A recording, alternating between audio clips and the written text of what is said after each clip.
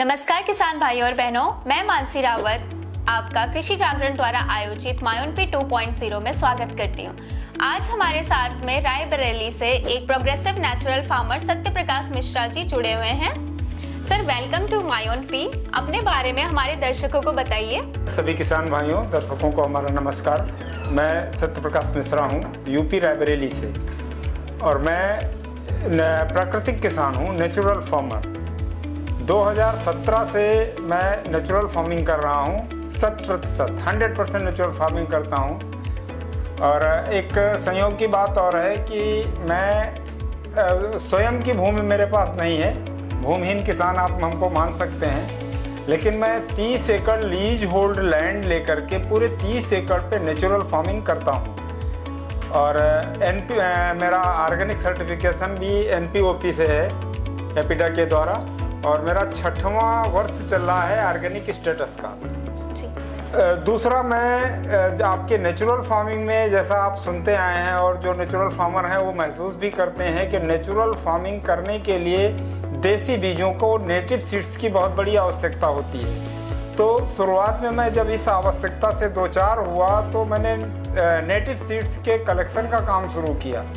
आज की तारीख में मैं देसी बीजों के संरक्षण का कार्य कर रहा हूँ। मोटे तौर पर अगर मैं बताऊँ तो मेरे पास पैडी में 120 वैरायटी कंजर्व है। इसी तरह से मिलेट्स में, श्री अन्न में मेरे पास बहुत सारी वैरायटियाँ हैं, और अन्य अनाजों में, ऑयल सीड्स में और पल्सेज में भी मेरे पास देसी बीजों का बहुत बढ़िया संरक्षण है।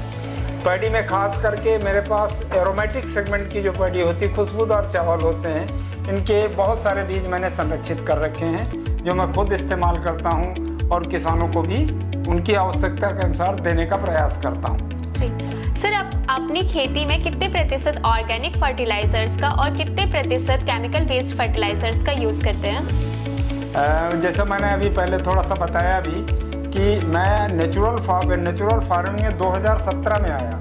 2017 से पहले मैं फुल फ्लैज केमिकल फार्मर था। 2017 से मैं पूरी तरह से नेचुरल फार्मिंग में आया, और नेचुरल फार्मिंग करने का तरीका मैंने माननीय सुभाष पालेकर जी से सीखा। और 2017 से मैं पूरी अपनी जितनी भी मैं खेती कर रहा हूँ, जो मैंने बताई 30 एकड़ में, वो पूरे के पूरे में मैं नेचुरल फार्मिंग करता हूँ, केमिकल फ्री फार्मिंग जिसको आप कहते हैं, और देसी बीजों के साथ। सर, कृषि जागरण द्वारा आयोजित मायोनपी 2.0 में आके आपको कैसा महसूस हो रहा है? बहुत अच्छा लगा। कृषि जागरण का एक बहुत अच्छा और बहुत बड़ा प्रयास है। मैं इनके पहले कार्यक्रम में भी मैंने पार्टिसिपेट किया था, तब भी अच्छा लगा था। और आज मैं जब इस दूसरी बार कार्यक्रम में आज शामिल हो रहा हूँ तो कृषि जागरण ने अपने में बहुत सारा सुधार भी देखने को हमको मिल रहा है। कई ऐसी चीज़ें थी जिनमें पहले उनका ध्यान नहीं था, लेकिन इसमें वो कमियां हमको दूर होती दिखी। जी सर, इस मंच के माध्यम से आप एक प्रगतिशील किसान होने के तौर पे अन्य किसानों को क्या एडवाइस, सजेशंस आप देना चाहेंगे? मेरा सभी किसानों को मेरी यही सलाह है, यही मेरा मशवरा है कि नेचुरल फार्मिंग करें, किसी भी तरह के रसायन का इस्तेमाल ना करें। और जो एक और आयाम की चर्चा की जाती है, वैल्यू एडिशन और प्रोसेसिंग, बिना इसके भी खेती अधूरी है।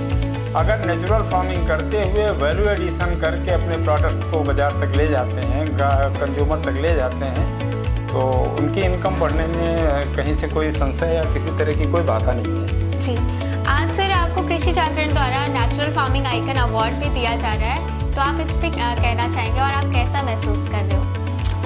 ये मेरे लिए तो प्रसन्नता का विषय है ही, और कृषि जागरण को मैं धन्यवाद देना चाहूँगा कि उन्होंने हमको इस योग्य समझा और यहाँ बुला करके सम्मान देने का कार्य किया। जी, once again sir, very congratulations for Natural Farming Icon Award, और thank you so much for connecting with us.